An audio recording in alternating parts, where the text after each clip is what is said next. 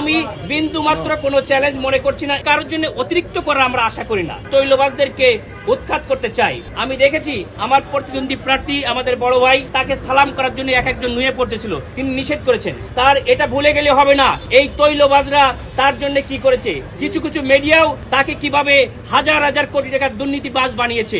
সুতরাং সেই মিডিয়া, সেই যে পুলিশ প্রশাসন, সেই সেনাবাহিনী অতিরিক্ত তৈলবাজ হয়ে যদি তাকে কাছে আসে, যেমন সালাম করতে যে মানুষকে সরিয়ে দিয়েছে, অন্য কেউ যেন সে এভাবে সরিয়ে দেয়, আমি তার প্রতি আহ্বান রাখবো। এবং আমরা আগামীতে একটি সৌহার্দ্যের বাংলাদেশ গড়ব, আমরা ভেদাভেদের বাংলাদেশ গড়ব না। কিন্তু আনফরচুনেটলি এদেশের সরকার এবং প্রশাসন আমরা খুব অবাক দৃষ্টিতে দেখছি যে একজন নাগরিকের জন্য কি করছেন। যে সেনাবাহিনী, যে পুলিশ তাকে দড়ি দিয়ে টাঙ্গিয়ে বিদেশে পাঠিয়ে দিয়েছে, অথচ এমন ভাবে তারা আবার দেশে আসার পরে তৈল দিচ্ছে, যেটা আমাদের জন্য লজ্জাস্কর, লজ্জাস্কর, লজ্জাস্কর।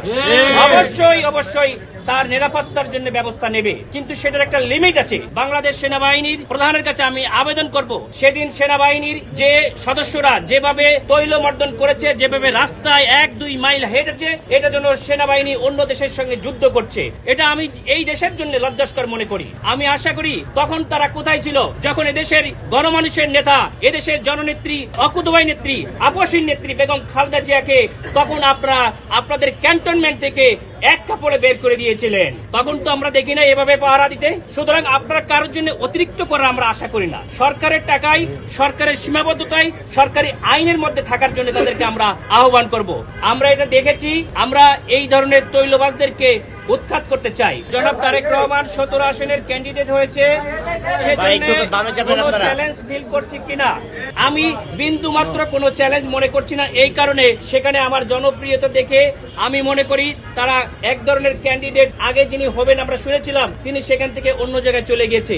আমার যে ব্যক্তিগত যে রিপোর্ট আছে, আমার যে ব্যক্তিগত প্রোফাইল, আমি পার্সোনালি কোনো ব্যক্তিগত চ্যালেঞ্জ এটাকে মনে করি না। এবং এই এলাকার জনগণ আমি যেটা দেখেছি আমাকে বিপুল ভোটে জয়ী করবে ইনশাআল্লাহ।